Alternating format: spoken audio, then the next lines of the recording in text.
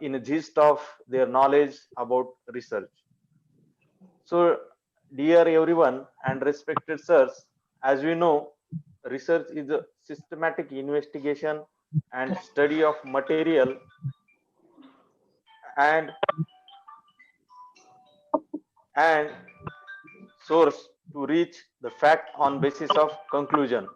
But as we know, while doing research, or many of us under the process of research, the research is the process of finding yourself within uh, our our body, our mind, and our feelings, and our conclusion to the overall happenings surrounding us. So, research is just a way of life. It should be embedded in every individual to make a better fulfillment of your life.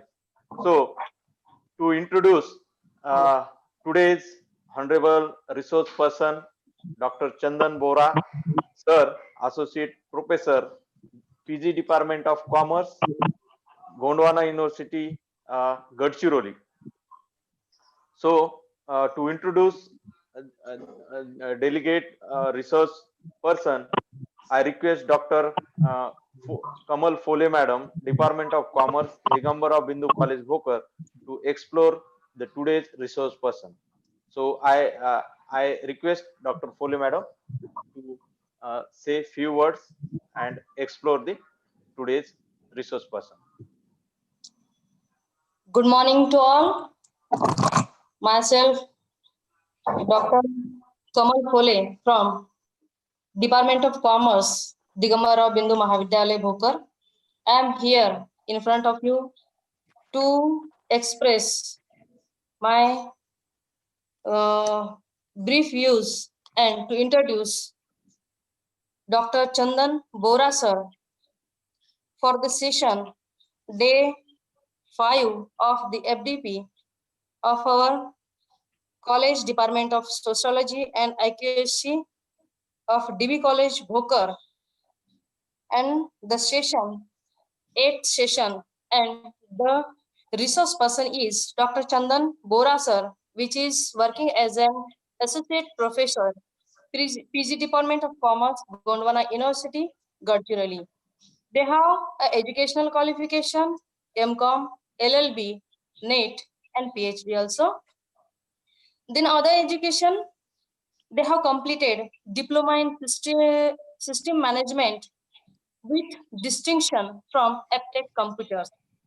And they also completed certificate course in human rights and duty at SRTMU, Nanded. And they also completed the certificate course in French at SRTMU, Nanded. So they have a teaching experience of UG level, senior, and PG level also for teaching. In the research area is HRM, advertisement, and ICT education. So the research publication also, they have journals of 12 journals, international conference they have participated and attended, one national conference they have attended or participated at 12, state conference 2, and they have published books 6, and PhD guidance they have registered for 6 students. Their students have been submitted their PhD thesis of 3 and the awarded of PhD students of them, which are 3. They have also a research project completed in a minor research also 1.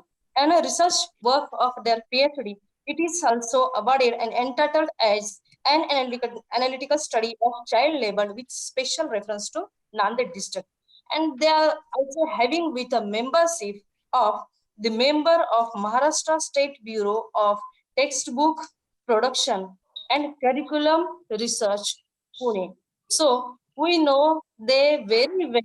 They are our colleagues from People's College before last year, and nowadays they are working in a Gondwana University, and they are our best colleague, best researcher, and best personality in our department. We are always remember them for any difficulties. So I would like to welcome to Dr. Bora sir and all of you to join our FDP program. For this, I would like to congratulate it to all you, and uh, the organizer have given me this opportunity to introduce Dr. Bora sir. For this, thanks to all of you. Thank you. And I would like to welcome or invite to Dr. Bora sir. So thank you, madam. Thank you, Dr. Fole, madam, for introducing such a dynamic personality. And we are very fortunate to have a resource person, Dr. Chandan Bora, sir. So on behalf of organizing committee, I would like to invite you for guidance and sharing your views on today's topic, that is how to write recommendation. So it is one of a very important topic in field of research and getting exact implication of a research student in different areas. So sir, please admit yourself and start the session. I once again welcome you to our FDP program. So I request Bora sir to admit yourself and start the session.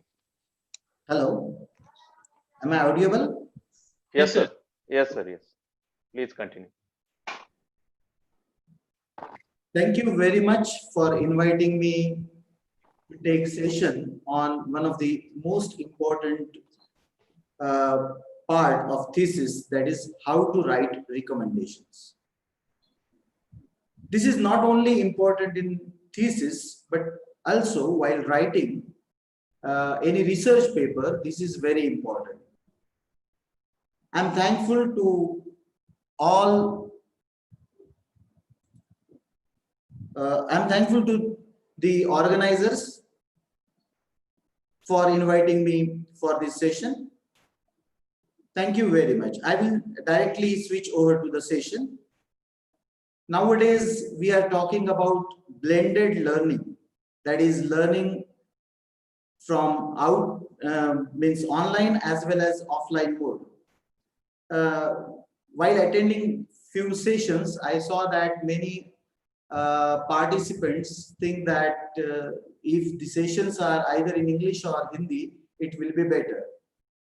So I will try to use Hindi and English during my session. मैं ऐसा मानता हूं कि भाषा एक संवाद का माध्यम है और इससे हमें मदद मिलती है कि जानने में कि हम क्या कर रहे हैं. So let us start our session, that is how to write recommendation.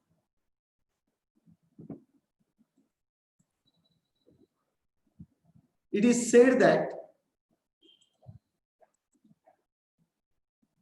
earth and sky, woods and fields, lakes and rivers, the mountains and the sea are excellent schoolmasters and teach some of us more than we can ever learn from books.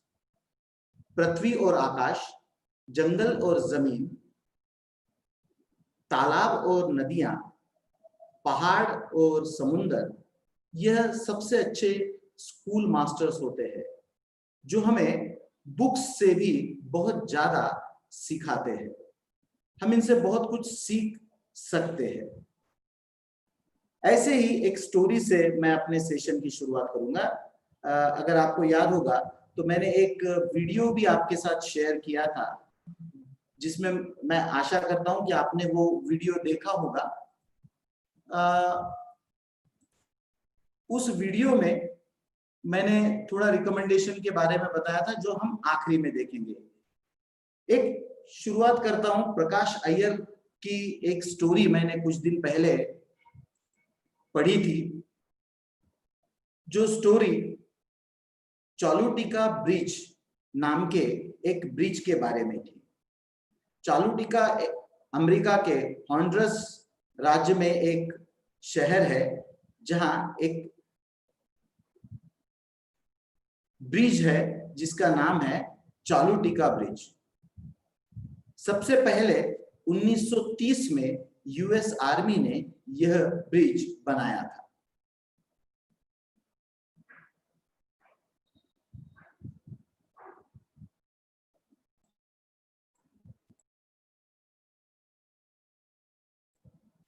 Bora sir mic mute झालाय। चालुटिका bridge बनाया था 1930 में US army ने। ये जो bridge था यह इस शहर के लिए बहुत इंपॉर्टेंट ब्रिज था, जो शहर के दो पार्ट्स को जोड़ता था। ये जो शहर है, इस शहर में सबसे बड़ा प्रॉब्लम था कि यहाँ बार बार तूफान आते थे, उसलिए एक मजबूत ब्रिज की जरूरत थी। 1996 में फिर से इस ब्रिज का पुनर्निर्माण एक जापानीज कंपनी ने किया। यह जो जापानीज कंपनी थी, यह कंपनी इस ब्रिज निर्माण के लिए, इस कंपनी ने अपनी जितनी भी टेक्नोलॉजिकल एडवांसमेंट थी वह लगा दी थी, क्योंकि बार बार तूफान आने वाले शहरों में एक अच्छा मजबूत नींव वाला भी ब्रिज बनाना बहुत जरूरी था। 1996 में यह ब्रिज कंप्लीट हुआ। 1998 में भारी तूफान आया। इस तूफान ने इस ब्रिज को कोई क्षति नहीं पहुंचाई। भारी बारिश के कारण रोड बह गए, घरों में पानी घुस गया, पूरा शहर तबाह हुआ, मगर ब्रिज को कुछ नहीं हुआ।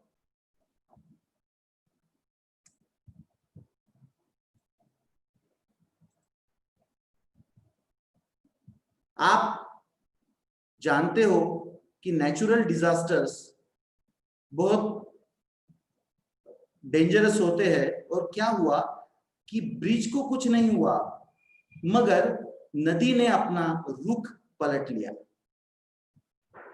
रुख बदलने के कारण यह जो ब्रिज है, वह ब्रिज अब वैसे के वैसा बना हुआ है।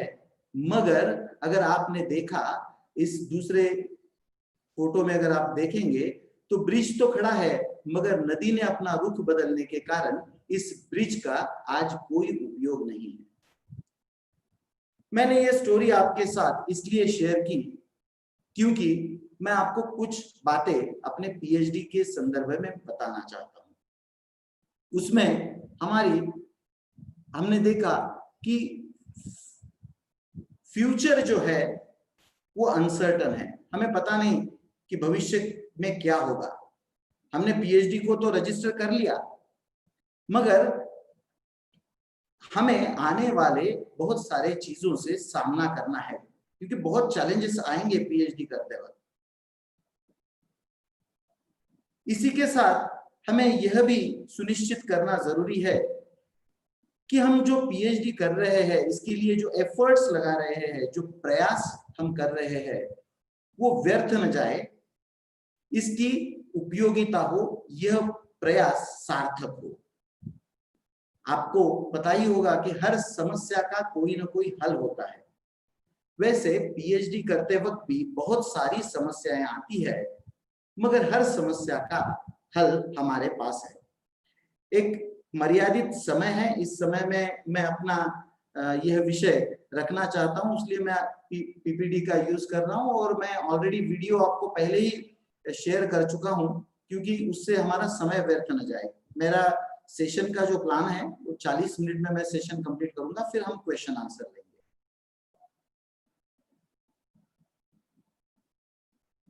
Every problem has a solution. हर समस्या का कोई ना कोई समाधान जरूर होता है। जैसे पीएचडी करते वक्त हमारी समस्याएं होती है कि मुझे स्टैटिस्टिक्स नहीं आता है, मगर उसका भी समाधान है। मुझे बुक्स नहीं मिल रहे हैं, उसका भी समाधान है। समाधान हमें ढूंढना पड़ेगा। समस्याएं तो बहुत है, मगर समाधान उसके लिए क्या है, ये हमें ढूंढने पड़ेंगे। और एक बात मैं आपसे शेयर करना चाहता हूं कि कभी कभी हमारे समाधान ही नई समस्या पैदा कर देती है। जैसे ब्रिज तो बनाया, मगर समस्या क्या पैदा हुई कि हमारे ब्रिज के बाजू से पानी बहने लगा, इसलिए यह जो हमारा ब्रिज है वो उपयोग में नहीं आया। इन सभी बातों को एक्सेप्ट कर कर अगर हम चले तो हम हमारी पीएचडी बहुत अच्छे ढंग से कंप्लीट कर सकते हैं। हम आगे जाएंगे। भारत में पीएचडी से जुड़े हुए बहुत सारे इश्यूज हैं, वो हम एक एक कर देखेंगे। भारत में हर साल, आज वर्ल्ड में भारत चौथे क्रमांक पे है पीएचडीज की हर साल की जो संख्या है उसके अनुसार हम वर्ल्ड में 4th नंबर पर है। हर साल हम इतने पीएचडीज बना रहे हैं। मगर हमें इनोवेटिव रिसर्च की जरूरत है। भारत का अगर आंकड़ा देखें तो तमिलनाडु यह एक ऐसा राज्य है जो पीएचडीज में नंबर 1 राज्य है, जो सबसे ज्यादा पीएचडीज 5000 से ऊपर हर साल पीएचडी वहां बनते हैं। रिसर्च जो है वो अगर हम सही मायने में देखेंगे तो भारत में जो रिसर्च होती है वो बहुत हद तक जो पुराने थियरीज है उससे ही रिलेटेड होती है। भारत में और एक बड़ी समस्या है, वो है फिनेंशियल सपोर्ट की स्कॉलरशिप्स वगैरह जो है वो मिलते नहीं है रिसर्च के लिए, जिसकी वजह से बहुत हम पिछड़े हुए हैं। हम जानते हैं कि रिसर्च सेंटर में इक्विपमेंट्स, इंफ्रास्ट्रक्चर, इंटरनेट, इसकी भी कमी है, जिसकी वजह से क्वालिटी रिसर्च नहीं हो पा रहा है। मगर मैं आखिरी 2 समस्याओं पर कंसंट्रेट करना चाहता हूं। एक है ट्रेनिंग ऑफ रिसर्चर्स और training of research supervisors. Bharat में ट्रेनिंग ऑफ रिसर्चर्स की बहुत हद तक कमी देखी जा सकती है, जिसे हम कहते हैं लिटरेसी ऑफ रिसर्चर्स। हमने देखा कि कोर्स वर्क होता है, मगर कोर्स वर्क कैसा होता है यह भी आपको पता है। कोर्स वर्क कब होना चाहिए इसमें हमें विचार करने की जरूरत है। जनरली हमारे पास क्या होता है कि हमको रिसर्चर को गाइड अलॉट किया जाता है, रिसर्च सुपरवाइजर अलॉट किया जाता है। उसके बाद उसे 10-15 दिन दिए जाते हैं और उसे कहा जाता है कि आप आपका सिनॉप्सिस बनाओ। रिसर्चर जाता है, गाइड से पूछता है कि मैं कौन सा सब्जेक्ट लूं। हमारी शुरुआत यहां से होती है कि कौन सा सब्जेक्ट लूं। सही मायने में अगर देखा जाए तो जब तक यानी जो रिसर्चर होता है जब तक अपने प्रॉब्लम पे काम नहीं करेगा तब तक वो अच्छा काम नहीं कर पाएगा। बहुत यूनिवर्सिटीज में, फॉरेन यूनिवर्सिटीज में हमने देखा कि जो कोर्स वर्क होता है वो पहले होता है और कोर्स वर्क के बाद सिनॉप्सिस सबमिट किए जाते हैं। प्री सबमिशन सिनॉप्सिस जो होते हैं, टाइटल जो होता है, वो कोर्स वर्क के बाद। हमारे यहाँ क्या होता है कि हम सिनॉप्सिस तो स्टूडेंट के सिनॉप्सिस ले लेते हैं और उसके बाद हम क्या करते हैं, कोर्स वर्क। फिर हम उसको पढ़ाते हैं कि सिनॉप्सिस ले लिया और उसके बाद हम पढ़ाते हैं कि सिनॉप्सिस लिखना कैसे है। इसमें बदलाव होना जरूरी है। सबसे पहले कोर्स वर्क, जिसमें रिसर्चर यह जाने कि रिसर्च है क्या, और उसके बाद फिर सिनॉप्सिस हो, टाइटल हो, और उसके बाद वो आगे बढ़े, तभी एक अच्छा रिसर्च हो सकता है। और आखिरी जो बात मैं बताना चाहता था इस संदर्भ में वो है ट्रेनिंग ऑफ रिसर्च सुपरवाइजर। हमने देखा कि एक विशेष कालावधि, एक टाइम कंप्लीट होने पर एक पीएचडी गाइड बनता है। जैसे पीएचडी होने के बाद 3 साल बाद आप रिसर्च गाइड बनते हो, रिसर्च सुपरवाइजर बनते हो। मगर रिसर्च सुपरवाइजर के लिए ट्रेनिंग जरूरी है क्योंकि वो नया है और उसके लिए एक अच्छे इंडक्शन प्रोग्राम की जरूरत है, तभी बेहतर पीएचडीज बन पाएंगे। हम आगे चलते हैं। हमने देखा कि रिसर्च के 6 स्टेप्स है। कहीं आप 10 पढ़ते हो, कहीं 8 पढ़ते हो, कहीं 9 पढ़ते हो। ये मेजर स्टेप्स जो है रिसर्च के, वो मैं 6 स्टेप्स आपको बताने वाला हूँ एकदम शॉर्ट में, क्योंकि इसके पहले वो इसके बारे में बहुत सारी चर्चा हो चुकी है। इसमें पहली स्टेप है आइडेंटिफाई जनरल स्टडी एरिया, दूसरी है चूज योर रिसर्च टॉपिक, और तीसरी है फॉर्मुलेट प्लान एंड मेथोडोलॉजी। ये 3 स्टेप है, ये हमारे रिसर्च की फाउंडेशन होती है। हमारा जो सिनॉप्सिस बनता है ये 3 स्टेप्स के अनुसार बनता है, और उसके बाद हमारा एक्शन प्लान शुरू होता है, जिसमें data collection, analysis and interpretation of data, ये 2 चीजें आती है। और सबसे आखिरी में आता है रिपोर्ट राइटिंग। रिपोर्ट राइटिंग कैसे करनी चाहिए, क्या नहीं है, इसके बारे में बहुत डिटेल उपलब्ध है, मगर जिसके लिए मैंने मेरा लेक्चर लिया है उसके बारे में मैं ज्यादा बात करना चाहूंगा। जनरली रिसर्च करते वक्त क्या होता है, इसके बारे में मैं 2 मिनट बात करूंगा। सबसे पहले आपको पता होगा कि एक कार्टून आता है जिसका नाम है डोरेमोन। बहुत लोगों ने हो सकता है कि यह कार्टून देखा होगा। इस डोरेमोन को लेकर, डोरेमोन में एक नोबिता नाम का कैरेक्टर है, उस कैरेक्टर को लेकर हमारा रिसर्च कैसा होता है यह समझाने का मैं छोटा सा प्रयास कर रहा हूं। जनरली हमारा ये रिसर्च का टाइमलाइन है, जनरली लोग 5 साल लेते हैं रिसर्च को, 3 साल मिनिमम पीरियड है, 5 साल कैसे लग जाते हैं, तो उसके भी बहुत सारे कारण हैं। पहले साल जब हमारे नोबिता ने रिसर्च के लिए रजिस्टर किया, वो 7वें आसमान पर था। आज मैं ऊपर, आसमान नीचे, आज मैं आगे, जमाना है पीछे। बहुत खुश था नोबिता कि अब मैंने रिसर्च के लिए रजिस्टर कर लिया है। पहला साल इसी खुशी में जनरली निकल जाता है। दूसरे साल दोस्तों से चर्चाओं में निकल जाता है कि मैं अब रिसर्च कर रहा हूं, अब ऐसा करूंगा, वैसा करूंगा। दूसरा साल भी ऐसे ही निकल जाता है। तीसरा साल आता है, तो तीसरे साल में क्या होता है, करेंगे, इतनी भी क्या जल्दी है, जैसे आज करे सो कल कर, कल करे सो परसों, इतना भी क्या जल्दी है, जब जीना है बरसों, तो क्या जल्दी कंप्लीट कर कर क्या करना है, रिसर्च कर लेंगे आराम से। फिर चौथे साल क्या होता है, फ्रस्ट्रेशन आना शुरू हो जाता है कि अब तो 5 साल में पीएचडी सबमिट करनी है। फिर गाइड भी बोलता है तुम जल्दी करो, और इस फ्रस्ट्रेशन में हम भाग दौड़कर अपनी पीएचडी कैसे भी कर हम कंप्लीट कर लेते हैं।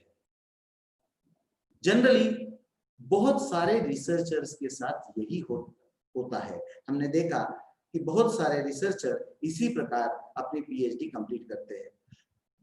हम में से बहुत लोग एक्सेप्शन नहीं है।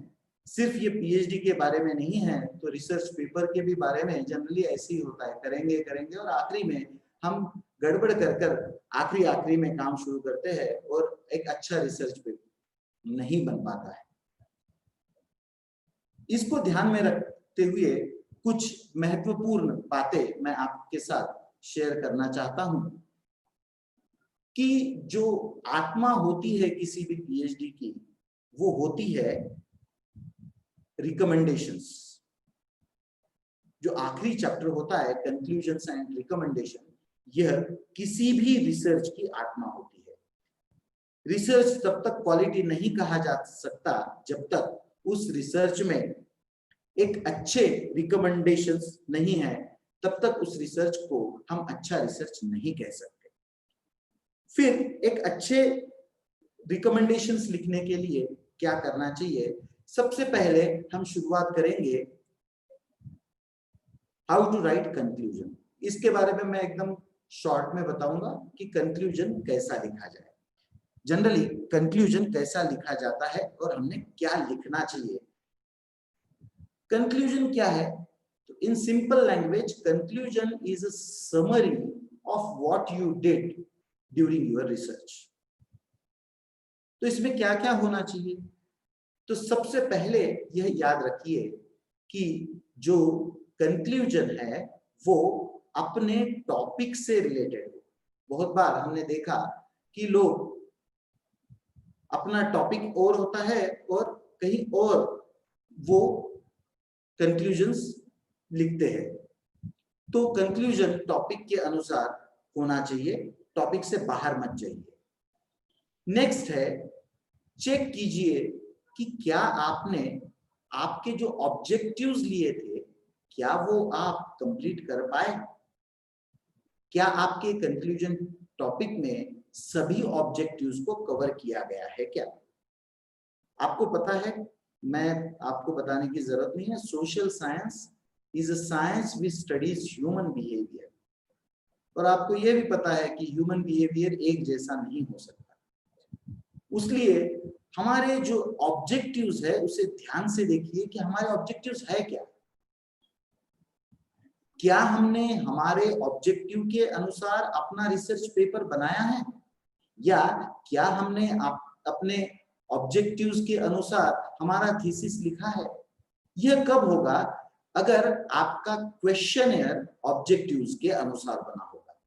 बहुत बार हम क्वेश्चनर बनाते वक्त यह ध्यान नहीं देते कि हमारे ऑब्जेक्टिव्स क्या है, और बाद में जब हम किसी को अपना क्वेश्चनर दिखाते हैं तब तक हमारा डेटा कलेक्ट हो चुका होता है, तो फिर वो कहता है कि भाई ये चीजें आपके ऑब्जेक्टिव्स में है मगर क्वेश्चनर में तो नहीं है। फिर प्रॉब्लम शुरू हो जाती है, फिर हम ऑब्जेक्टिव ही चेंज कर लेते हैं अपने क्वेश्चनर के अनुसार। ऐसा ना हो, इसलिए क्वेश्चनर बनाते वक्त ध्यान रखिए कि क्या हमारे क्वेश्चनर सभी ऑब्जेक्टिव्स और सभी हाइपोथेसिस को कवर कर रहे हैं।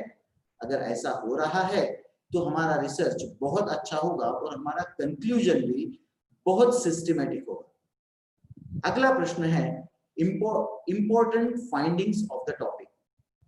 आपके टॉपिक के, आपके सब्जेक्ट के, आपके टाइटल के अनुसार क्या आपके फाइंडिंग्स है, या आपके फाइंडिंग्स और कहीं जा रहे हैं? बहुत लोगों का यह एक प्रश्न होता है कि हमारा हाइपोथेसिस एक्सेप्ट ही होना चाहिए क्या? इसके पहले भी इस पे बात हो चुकी है कि जरूरी नहीं कि हमारा जो हाइपोथेसिस है वो एक्सेप्ट ही होना चाहिए। हाइपोथेसिस जो है, हम जब रिसर्च की शुरुआत की थी हमने, उस समय हमने यह देखा था कि हो सकता है यह ऐसा होगा, और उसके अनुसार हमने कुछ हाइपोथेसिस लिए थे। हो सकता है कि जब हम एक्चुअल रिसर्च करें तब हाइपोथेसिस जो है वो डिसअप्रूव भी हो सकते हैं, रिजेक्ट भी हो सकते हैं। एक सिंपल एग्जांपल हम लेंगे। पांचवी कक्षा के स्टूडेंट को लिखना और पढ़ना आता है, यह हमारा हाइपोथेसिस है। हो सकता है जब हम एक्चुअल रिसर्च करें और हम बच्चों से पढ़कर लिख कर ले तो ये पता चले कि बहुत सारे स्टूडेंट हैं जिनको पढ़ना लिखना नहीं आता। इसका मतलब है कि हमारे जो फाइंडिंग्स है, हमारे जो फाइंडिंग्स है वो टॉपिक से रिलेटेड होनी चाहिए, और जो हाइपोथेसिस है वो एक्सेप्ट भी हो सकता है, रिजेक्ट भी हो सकता है। उसके लिए बहुत चिंता करने की जरूरत नहीं है। और एक जो सबसे इंपॉर्टेंट प्रश्न है जिसकी अनदेखी की जाती है, significant contribution by the researcher. इस रिसर्च में मैंने क्या अलग किया है, क्या मैंने मेरे समाज को दिया है इस रिसर्च से, क्या इस रिसर्च से फायदा समाज के लिए हो सकता है, क्या सिग्निफिकेंट कंट्रीब्यूशन मेरा रिसर्च कर रहा है। यह सबसे बड़ा सवाल है जो बहुत सारे रिसर्च में जिनका उत्तर नहीं मिलता है, इसलिए भारतीय रिसर्च जो है वो पीछे पड़ रहा है। नेक्स्ट है कि कंक्लूजन में क्या आना चाहिए। तो जो जिस्ट है वो आना चाहिए कंक्लूजन में, कि अध्ययन के बारे में संक्षिप्त एवं परिपूर्ण जानकारी आनी चाहिए। मैं दो चीजें बता रहा हूं, संक्षिप्त यानी समरी स्वरूप में, क्योंकि डिटेल हमने इसके पहले ऑलरेडी थीसिस में लिखा है या पेपर में लिखा है, इसकी समरी कंक्लूजन में आनी चाहिए। और अगली बात है परिपूर्ण, यानी पूरी समरी आनी चाहिए, जो महत्वपूर्ण बातें हैं, उल्लेखनीय बातें हैं, वो आनी चाहिए, इसका हमने ध्यान रखना चाहिए। नेक्स्ट है कि हमारे कंक्लूजन में मेजर फैक्ट्स, जो हमारे स्टडी के दौरान जो भी हमें मेजर फैक्ट्स लगे हैं, वह हमारे समरी में आना चाहिए। नेक्स्ट है समरी कैसी होनी चाहिए, तो समरी कंसाइज एंड एंगेजिंग होनी चाहिए। Most of the research means other researchers who are using your research for further research, they used to check your conclusions and recommendations. बहुत सारे रेफरी भी सबसे ज्यादा कॉन्सेंट्रेट कर कोई चैप्टर पढ़ते होंगे, तो आपका कंक्लूजन्स एंड रिकमेंडेशन का चैप्टर, जो जनरली सबसे आखिरी में होता है, वो पढ़ते हैं। आपकी समरी कैसी होनी चाहिए, तो आपकी समरी कंसाइज होनी चाहिए और एंगेजिंग होनी चाहिए। ऐसा लगे जो पढ़ने वाला है उसे वो पूरा पढ़े कि क्या एग्जैक्टली आप कहना चाहते हैं, इस पर वो ध्यान दे, इसका प्रयास होना चाहिए।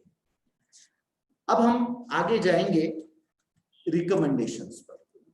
रिकमेंडेशंस कैसे होनी चाहिए, रिकमेंडेशंस में क्या क्या होना चाहिए। पहले इनिशियल स्टेज में हम कुछ जरूरी बातें देखते हैं, उसके बाद कुछ एग्जाम्पल भी हम देखेंगे।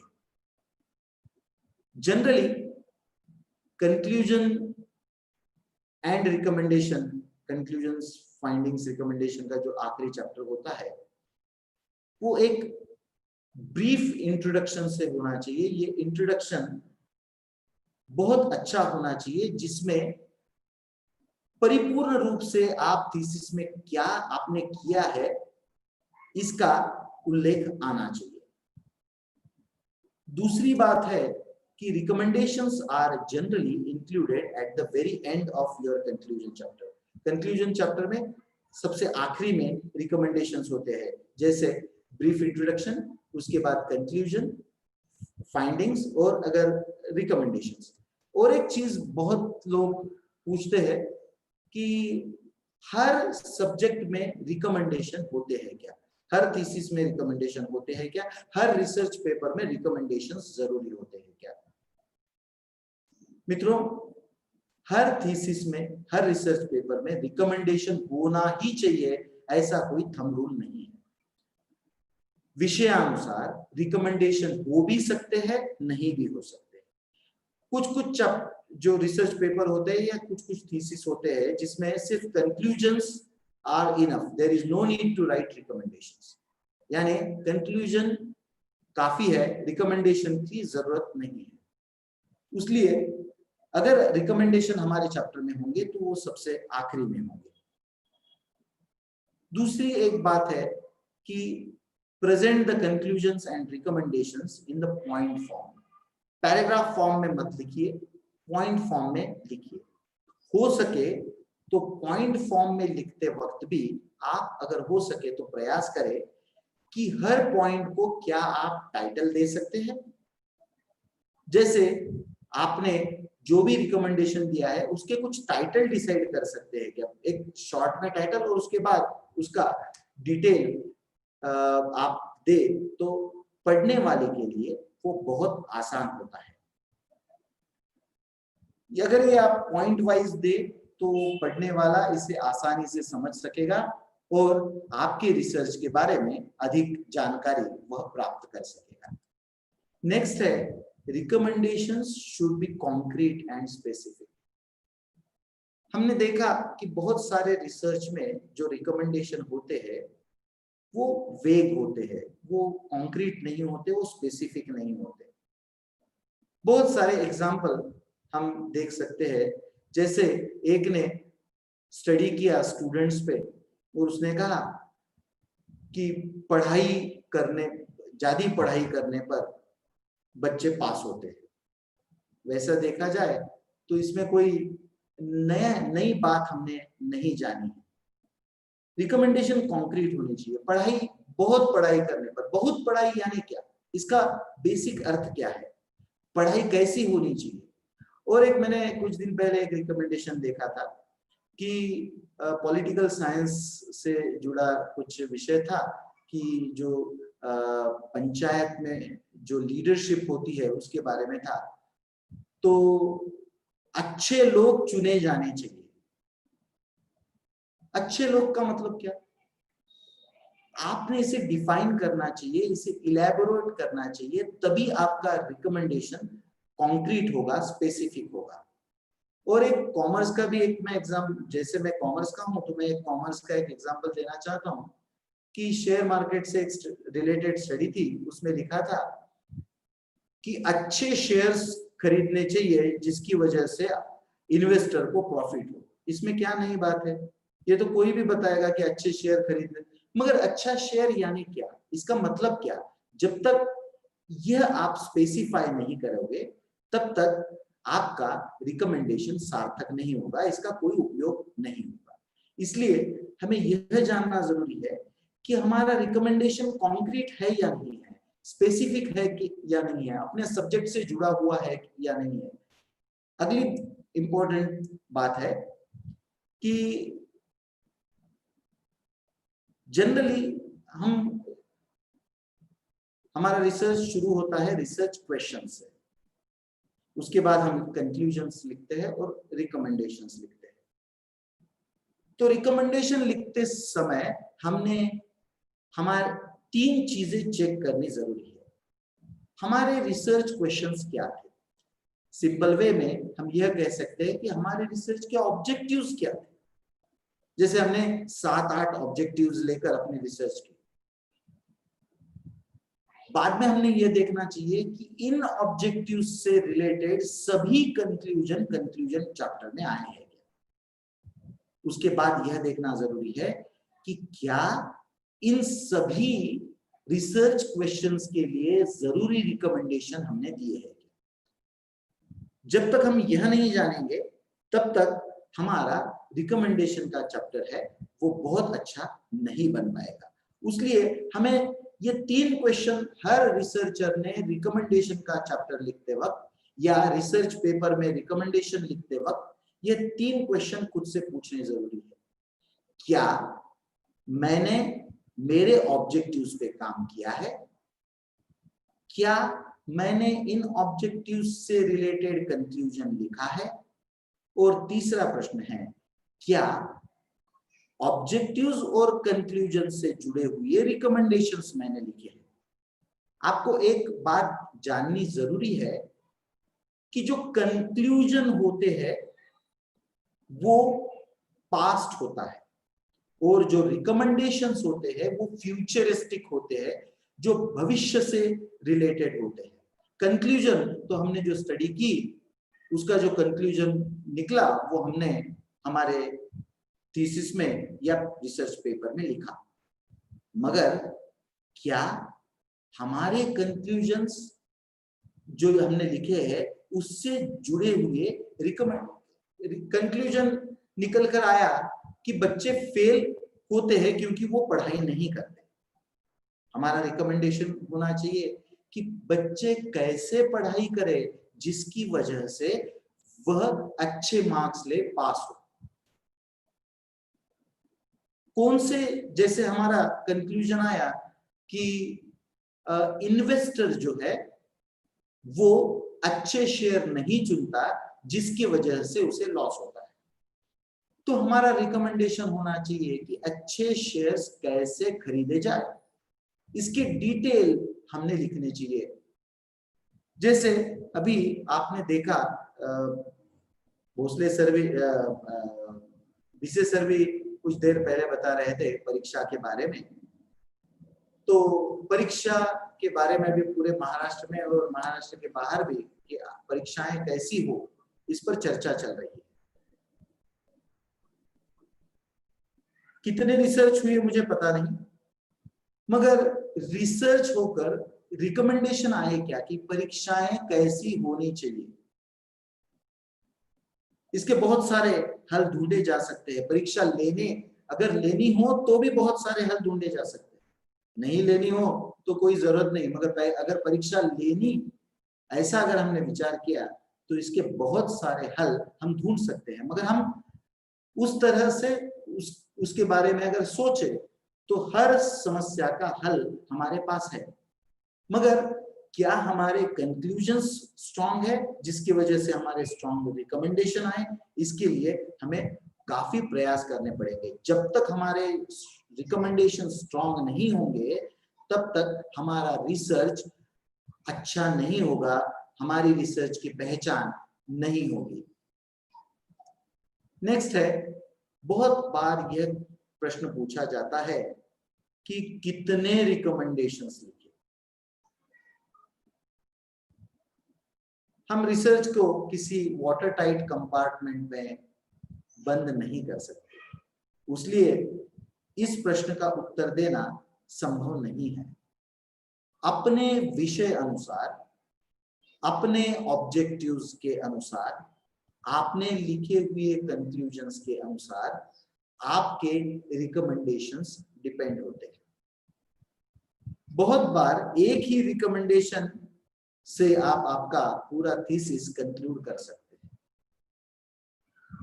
मगर हमारे रिकमेंडेशंस के नंबर पर जाने से ज्यादा मैं आपसे विनती करूंगा कि जब भी आप रिकमेंडेशन लिखो, कितने रिकमेंडेशन लिखे इससे ज्यादा यह जरूरी है जानना कि मैंने कौन सा रिकमेंडेशन लिखा जिसका फायदा समाज को होगा, या जिस संदर्भ में मैंने अपना रिसर्च किया है उस संदर्भ में उसका फायदा होगा।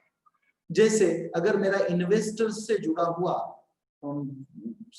थीसिस है या पेपर है तो मेरे रिकमेंडेशन इन्वेस्टर को क्या फायदा दिला रहे हैं, यह जब तक आप सिद्ध नहीं कर पाओगे तब तक आपके रिकमेंडेशंस को कोई वैल्यू नहीं। आपने 25 रिकमेंडेशन दिए मगर एक भी रिकमेंडेशन प्रैक्टिकल नहीं है, ये सब आइडियलिस्टिक रिकमेंडेशन आपने दिए, तो बहुत बार ये अचीव जो गोल है आपके रिसर्च का वो अचीव करना संभव नहीं हो पाता। इसलिए नंबर ऑफ रिकमेंडेशन की ओर ध्यान देने के बजाय अगर आप what you are recommending, if you will concentrate on what you are recommending, then it will be better than how many recommendation you are giving. That's why take due care that concrete recommendations must be suggested.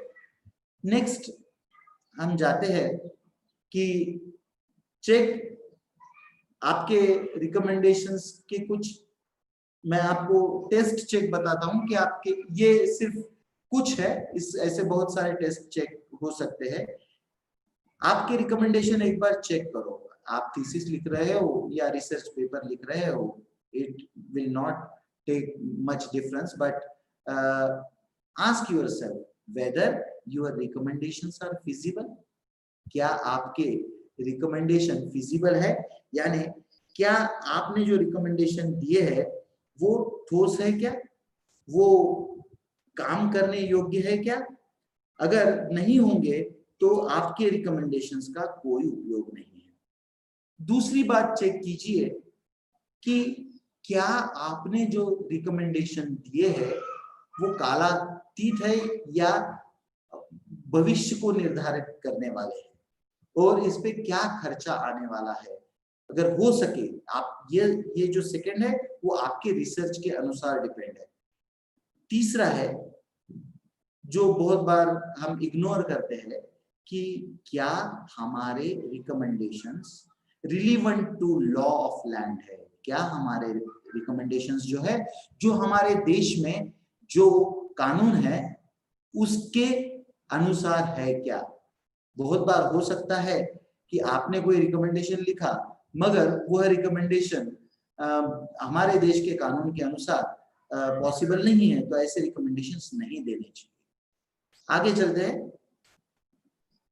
ये बहुत बार मैंने research में देखा है कि अगर हम recommendation को काल मर्यादा में बांटे तो रिकमेंडेशन बहुत अच्छे हो सकते हैं। स्पेशली सोशल साइंसेस में यह बहुत इजीली पॉसिबल है।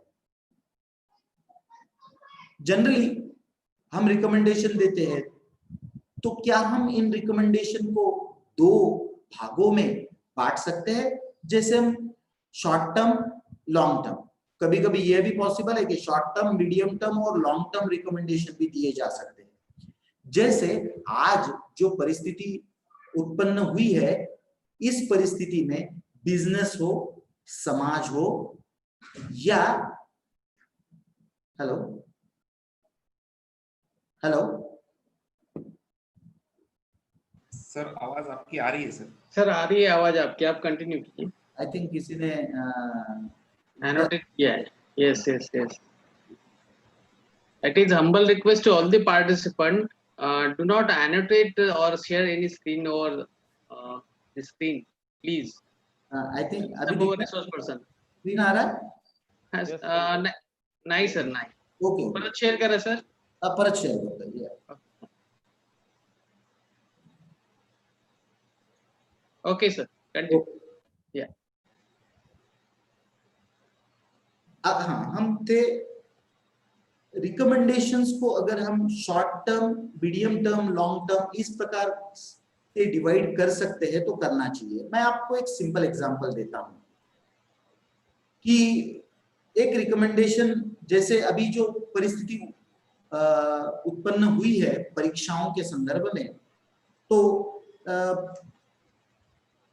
इस संदर्भ में जब हम बात करते हैं तो बहुत सारे शॉर्ट टर्म सॉल्यूशंस भी हम दे सकते हैं, और ऐसी परिस्थिति भविष्य में अगर निर्माण हुई तो उसके लिए क्या करना चाहिए, इसके भी हम रिकमेंडेशंस दे सकते हैं। जैसे अगर हम कॉमर्स की तरफ देखें, जैसे अभी बिजनेस भी बहुत सा अफेक्टेड है कोरोना की वजह से, तो बिजनेस वालों के लिए भी हम जो रिकमेंडेशंस देंगे, अगर हम कोविड पे अगर हम रिसर्च कर रहे होंगे तो हमने हमारे रिकमेंडेशंस को अगर दो भागों में अगर डिवाइड किया कि आज क्या करना चाहिए और भविष्य में ऐसे प्रॉब्लम आने पर फेस करने के लिए क्या करना चाहिए। जैसे हम शॉर्ट टर्म रिकमेंडेशंस दे सकते हैं, सबसे सिंपल है कि फिनेंशियल असिस्टेंस देना चाहिए। फिनेंशियल असिस्टेंस देना चाहिए तो कैसे देना चाहिए, और लॉन्ग टर्म में हम सॉल्यूशंस दे सकते हैं कि ये जो ऐसे प्रॉब्लम आगे आए तो उसको फेस करने के लिए हमने क्या करना चाहिए। अगर हम हमारे रिकमेंडेशन इस प्रकार डिवाइड करते हैं तो इसका समाज को जरूर फायदा होगा। सोशल साइंसेस में भी हम बहुत सारे प्रॉब्लम्स देख सकते हैं, जैसे चाइल्ड लेबर का प्रॉब्लम है। चाइल्ड लेबर के प्रॉब्लम पे हम short term, long term solutions दे सकते हैं। महिला उत्पीड़न के बारे में अगर हम बात करें तो हम उसके लिए भी शॉर्ट टर्म और लॉन्ग टर्म रिकमेंडेशंस दे सकते हैं। यानी हमारे अगर रिकमेंडेशंस शॉर्ट टर्म हो और लॉन्ग टर्म हो, दोनों भी हम ठीक से एक्सप्लेन करें तो हमारे रिकमेंडेशंस बहुत स्ट्रांग होंगे और इसका फायदा समाज को और आगे अपने रिसर्च को होगा।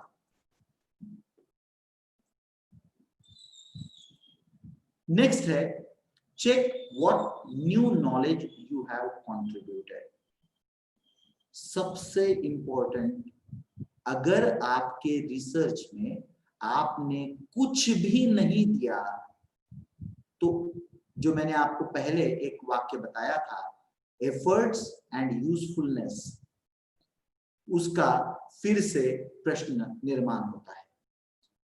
अगर आपने कुछ नया नहीं दिया तो 3, 4, 5 साल रिसर्च कर आपने क्या प्राप्त किया, तो आपने सिर्फ एक डिग्री प्राप्त की जिसका कोई यूजफुलनेस नहीं है। यूजफुलनेस आप कहोगे सर यूजफुलनेस कैसा नहीं है, नेट सेट करने की जरूरत नहीं, 5 इंक्रीमेंट मिलेंगे, ठीक है, ये आपका क्या कहते हैं, आपका यूजफुलनेस होगा, मगर समाज के लिए आपके इस रिसर्च का कोई उपयोग नहीं है जब तक आप कोई नया नॉलेज कंट्रीब्यूट नहीं करते। यहाँ बहुत सारे डॉक्टरेट पीएचडी लोग भी है इस एफडीपी में, और कुछ स्टूडेंट्स भी है जो पीएचडी कर रहे हैं। मैं आपको एक बात बताना चाहता हूं कि बहुत बार जो रिसर्च गाइड होते हैं उनकी भी जिम्मेदारी बनती है कि जो पीएचडी स्टूडेंट है उसे मार्गदर्शन करे कि आप समाज को आपके इस विषय से क्या दे रहे हो। इस पे अगर कंसंट्रेट करने को स्टूडेंट को कहा जाए तो जरूर स्टूडेंट इस प्रकार से काम करेगा और उसके पीएचडी के जो एफर्ट्स है वो यूजफुलनेस में कन्वर्ट होंगे। हमारे पीएचडी ने, हमारे रिसर्च पेपर ने सिग्निफिकेंट कंट्रीब्यूशन करना चाहिए। इस एकमात्र लक्ष्य से अगर हम काम करें तो हमारा काम सबसे अच्छा होगा और इस काम के लिए हमारी देश में ही नहीं तो विदेश में भी पहचान बनेगी। उसके लिए हमारा बार बार आपके रिकमेंडेशन पढ़ो और खुद से पूछो कि क्या मेरा रिकमेंडेशन समाज के लिए कुछ नया दे रहा है, या अभी तक जो लोगों ने रिकमेंड किए थे अब वही मैं रिकमेंड कर रहा हूं। बार बार आप अगर ये सवाल खुद से पूछो तो हो सकता है कि आपको इस चीज का आंसर मिले। आपके गाइड से हेल्प लीजिए, आपके गाइड आपको हेल्प करेंगे कि नया नॉलेज हम कैसे निर्माण कर सके, नई थियरीज कैसे निर्माण कर सके, हम इनोवेटिव आइडिया हमारे रिसर्च में कैसे ला सके। इसके बारे में अगर आप बात करोगे तो आशा करता हूं कि आपके रिकमेंडेशंस ये न्यू नॉलेज कंट्रीब्यूट करने में जरूर हेल्पफुल होंगे और ये यूजफुल भी होंगे। नेक्स्ट है, ये एक बहुत सारे रिसर्च थीसिस पढ़ने के बाद मुझे और एक चीज महसूस हुई कि रिकमेंडेशन लिखते वक्त बहुत सारे रिकमेंडेशंस रिपीट होते हैं।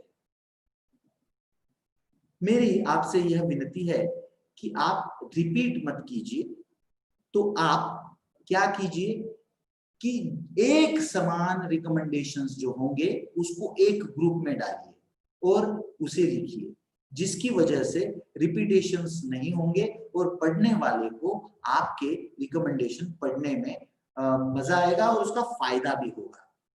रिपीटेशन अवॉइड कीजिए जितना हो सके उतना। नेक्स्ट है, while recommending make sure that sources are credible and valid। बहुत बार हम रिकमेंडेशन ये इनवैलिड सोर्स के आधार पर दे देते हैं। इसका नुकसान समाज को भी हो सकता है, देश को भी हो सकता है और आपको भी हो सकता है। तो जब आप कभी भी आपके रिकमेंडेशन दोगे तो आप 10 बार चेक कीजिए कि क्या आपका जो सोर्स, जिस सोर्स से आपने रिकमेंडेशन दिए है, क्या वो सोर्स क्रेडिबल है और वैलिड है। दूसरे एक चीज मैं आपको बताना चाहता हूं कि और एक प्रश्न बहुत बार पूछा जाता है कि क्या रिकमेंडेशंस में एग्जाम्पल्स होने चाहिए। जहां जरूरत है वहां आप देश या विदेशों में जो अच्छे मॉडल यूज किए गए इस आपके विषय के संदर्भ में ऐसे एग्जाम्पल दे सकते हो कि वह मॉडल अगर मैं इस शहर में यूज करूं तो हो सकता है उसका फायदा होगा। उसके लिए मगर आप बार बार जो मॉडल आप ले रहे हो उसके जो सोर्स है वो चेक कीजिए, क्या वो क्रेडिबल है, वो वैलिड है। वो चेक करने के बाद ही आप इनका जो इस्तेमाल है वो कीजिए। नेक्स्ट है, सबसे इंपॉर्टेंट जो है, सोशल साइंस में कोई आदमी परफेक्ट नहीं होता। हर आदमी की अपनी अपनी मर्यादाएं हैं और उन मर्यादाओं में हम काम करते हैं। हम बहुत बार सॉर्ट एनालिसिस की बात करते हैं। नैक में भी हम सॉर्ट या SWOC, आजकल T की जगह पर C का इस्तेमाल किया जाता है। S यानी स्ट्रेंथ, W यानी वीकनेसेस, O यानी अपॉर्चुनिटीज, T यानी थ्रेट या C यानी चैलेंजेस। जब आप आपका विषय लिखोगे तो आप एक बार चेक कीजिए कि आपके स्ट्रेंथ क्या है, आपने जो काम किया है उसमें सबसे अच्छा क्या है, आपके विषय की स्ट्रेंथ क्या है। उसके बाद अपने मर्यादाएं क्या है, वीकनेस क्या है, इसका भी अच्छे से आप स्टडी कीजिए। आपके विषय के लिए क्या अपॉर्चुनिटीज अवेलेबल है, इसकी भी आप स्टडी कीजिए, और चैलेंजेस कौन कौन से है इसका भी आप स्टडी कीजिए। नेक्स्ट, इसी के साथ आपके विषय की मर्यादाएं क्या थी, आपके रिसर्च पेपर की मर्यादाएं क्या थी, आपकी थीसिस की मर्यादाएं क्या थी, उसे अगर आप डिटेल में लिख सको आखिरी के पैराग्राफ्स में, और भविष्य में होने वाले रिसर्च को दिशा देने में अगर आप कामयाब हो सको, तो इसका बहुत ज्यादा फायदा हमारे रिसर्च को हो सकता है। जैसे आपने किसी जियोग्राफिकल एरिया के लिए लिमिटेड रिसर्च किया है, तो इस जियोग्राफिकल लिमिटेशन में क्या मर्यादाएं थी, उसको ओवरकम कैसे किया जा सकता है, और फ्यूचर में कौन कौन से रिसर्च हो सकते हैं, इसके बारे में अगर आप जानकारी दो तो आपका विषय सार्थक होगा। यहाँ पोल का ऑप्शन नहीं है, मगर मैं आपको एक प्रश्न पूछना चाहता हूं कि क्या कल मैंने जो आपको वीडियो भेजा था आपने देखा? कोई कहना चाहता है तो कह सकता है, कोई बता सकता है अपना माइक यूज कर। आपने, मैंने जो वीडियो भेजा था वो कितने लोगों ने देखा है?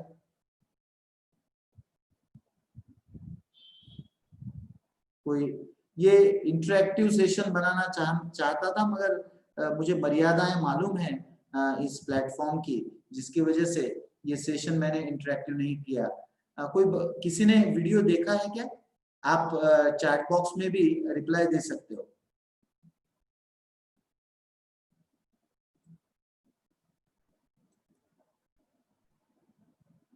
हेलो,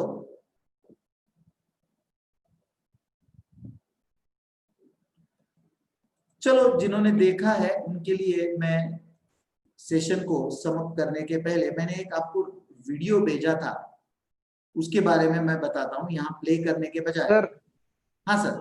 बोरा सर, हाँ सर। चॅट बॉक्स मध्ये आलंय, पाहिलेले त्या लोकांची नावे। ओके ओके, तो मैं आपको थोड़ा वीडियो के बारे में मैं बताता हूँ, क्योंकि मैंने ये वीडियो इरिलीवेंट आपके साथ शेयर नहीं किया था। ये वीडियो आपको शेयर करने के पीछे मेरा कुछ उद्देश्य था। ये वीडियो एक सम्राट अशोका नाम से एक सीरियल आता था, उस सीरियल से मैंने इस वीडियो को लिया है।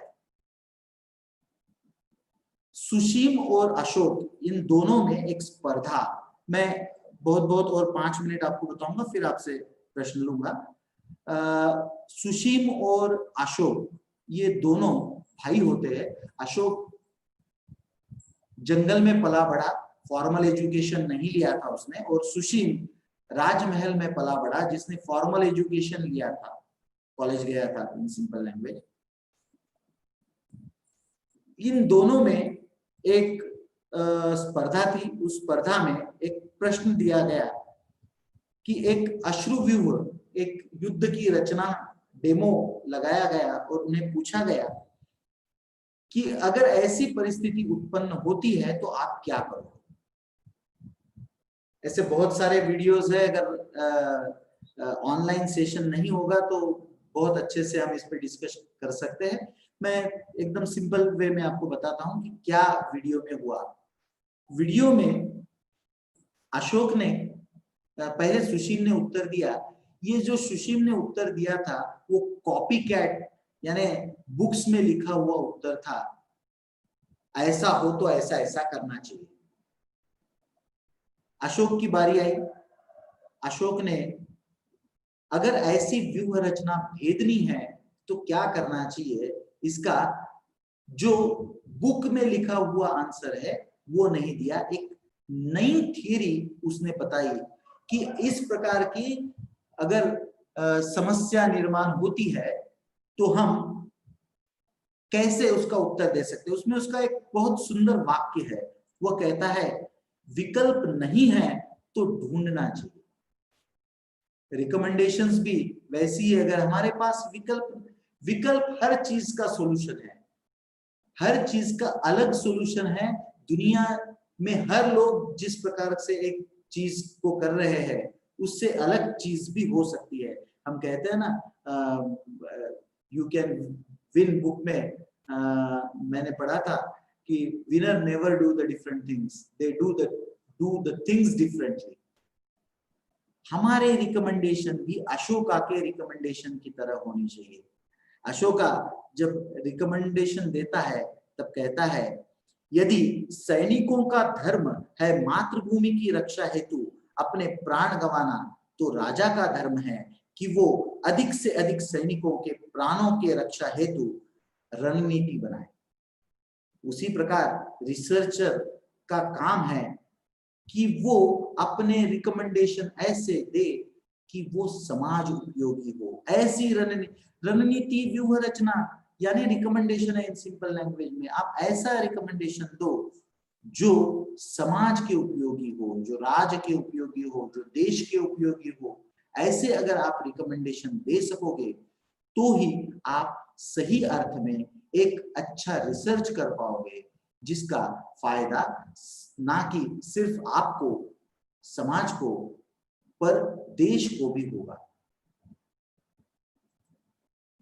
ये एक बहुत अच्छा कार्टून मैंने देखा। In the future that should produce thousands of PhD thesis. भविष्य में ये आदि मानव कह रहा है कि भविष्य में ऐसे हजारों पीएचडी थीसिस लिखे जाएंगे जो यूजफुल होंगे या नहीं होंगे इस पे हम चर्चा नहीं करेंगे, मगर आपको इस माध्यम से यह सोचना है कि क्या मैं इस भीड़ में शामिल होना चाहता हूं हजारों पीएचडीज के, या मैं कुछ अलग करना चाहता हूं। भीड़ से अगर आप कुछ अलग करना चाहते हो तो ही सही अर्थ में आपकी पीएचडी सार्थक होगी। मैंने वैसे तो मेरे विषय के बारे में बहुत कुछ कहा है। इसके अंत में मैं अटल जी के 4 लाइंस मुझे याद आती है कि रिसर्च के बारे में क्या होता है कि हम पड़ाव को समझे मंजिल, लक्ष्य हुआ आंखों से ओझल। हम अपने पड़ाव को ही मंजिल समझ बैठते हैं। पीएचडी हो गया तो पूरा खत्म, मंजिल पा ली हमने। हम पड़ाव को समझे मंजिल, लक्ष्य हुआ आंखों से ओझल, वर्तमान की मोह जाल में आने वाला कल न बुलाओ, आओ फिर से दिया जलाओ। मित्रों, मैं आशा करता हूं आप इस भीड़ में शामिल न होकर अपनी अलग पहचान बनाने में आप प्रयास करोगे और आप इसमें सक्सेसफुल भी होगे, इस ऐसी मैं अपेक्षा करता हूं। मैंने मेरा वक्तव्य एक 40, मैंने जैसे आपको बताया था कि मैंने मेरा सेशन 40 मिनट का प्लान किया है। मेरा सेशन आपके प्रश्नों के उत्तर देने के लिए नहीं था, तो मेरा सेशन आपके मन में आपके विषय के बारे में, आपके रिकमेंडेशन के बारे में नए प्रश्न उत्पन्न करना था, ऐसा मैं मानता हूं। आगे अगर आपके कोई क्वेश्चंस होंगे तो आप पूछ सकते हो।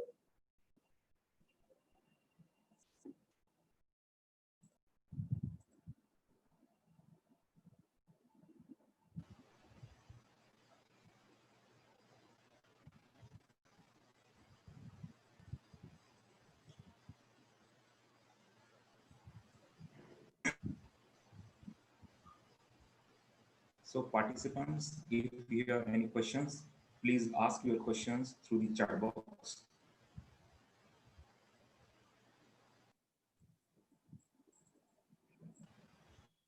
all participants are requested to ask your question through chat box.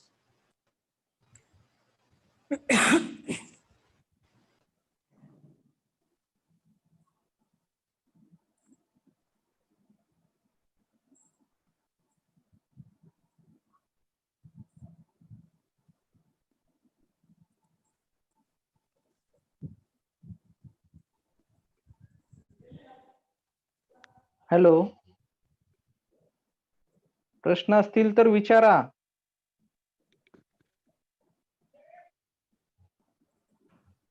All the participants are requested to ask the question. If you have any doubt or any queries or any discussion related to topic, this session is open to discussion.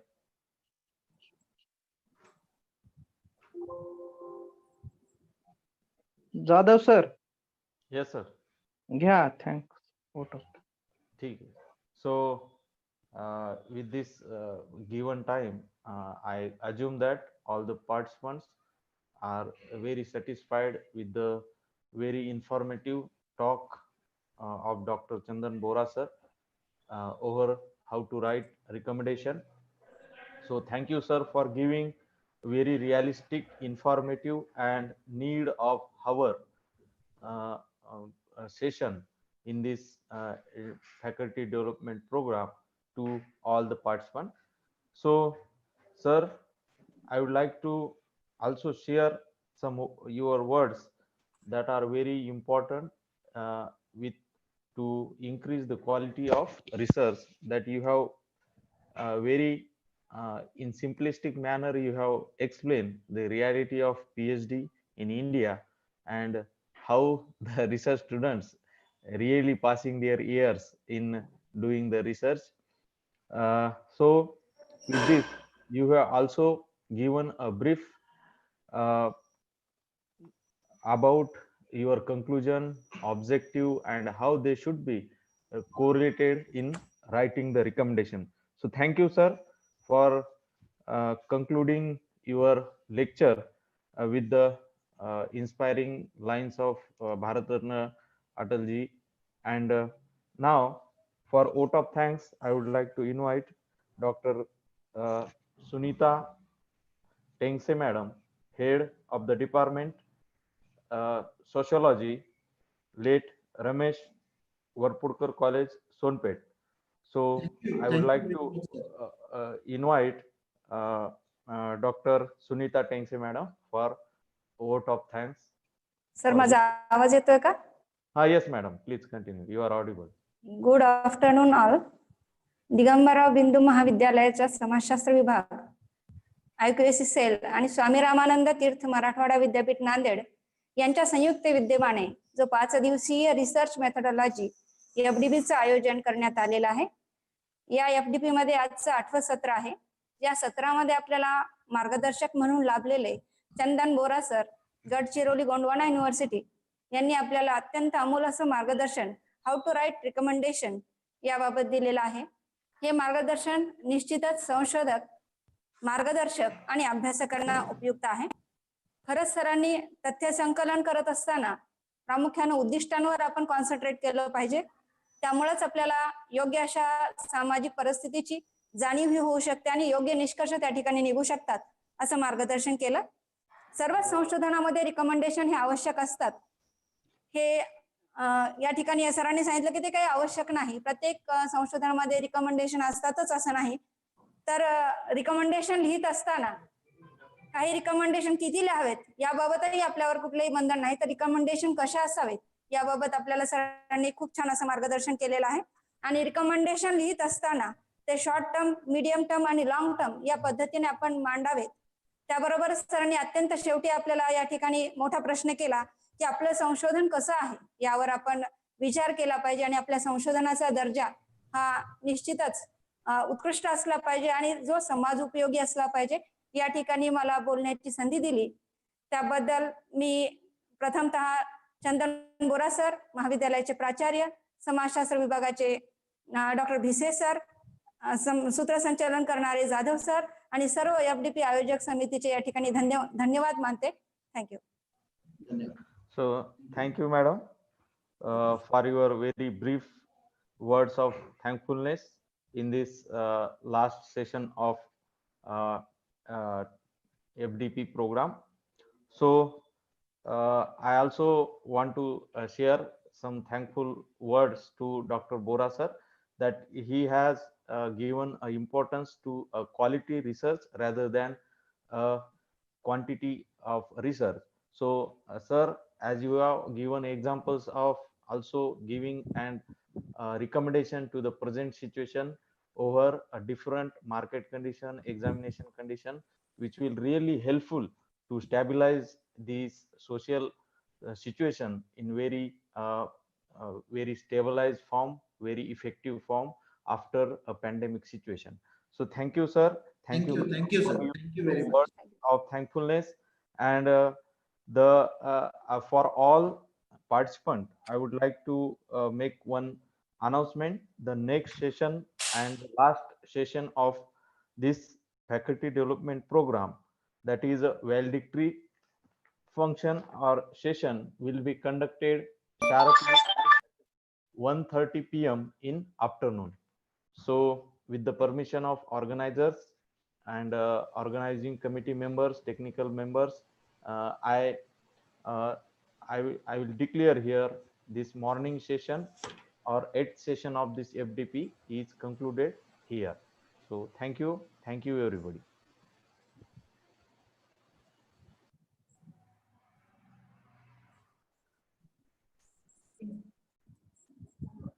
All are requested to rejoin the afternoon session and valedictory session of this FDP at 1:30 p.m. in afternoon sharply. So make note of this and kindly present on same platform in afternoon. So thank you once again.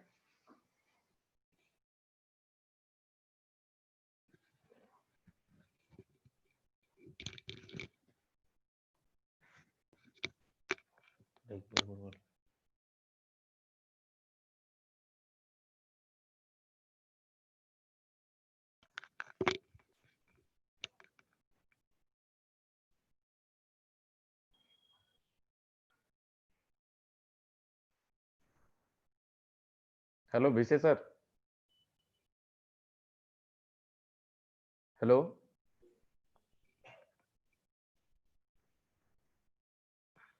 Hello.